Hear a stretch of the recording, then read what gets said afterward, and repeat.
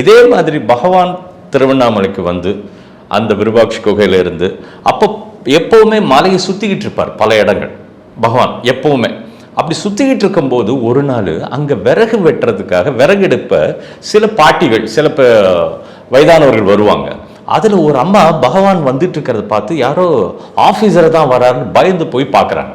பார்த்தா பகவானை பார்த்துட்டு அவங்க கோபமா ஒரு வார்த்தை சொல்றாங்க, ஏன் இப்படி சுத்திக்கிட்டே இருக்க அங்கே இங்கேன்னு சொல்லி அவங்களுடைய பாஷையில ஒரு வார்த்தையை சொல்லி ஒரு இடத்துல உட்கார வேண்டியது தானே அப்படின்றாங்க.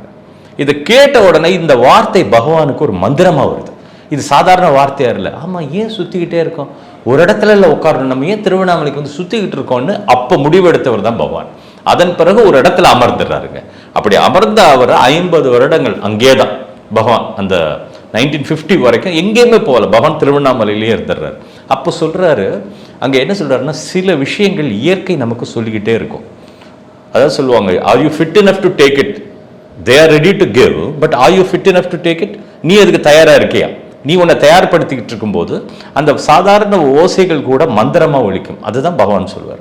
வந்தாச்சு தி சென்னை சில்க்ஸின் mega combo sale, summer chill out sale. நீங்க நம்ப முடியாத தள்ளுபடி விலையில்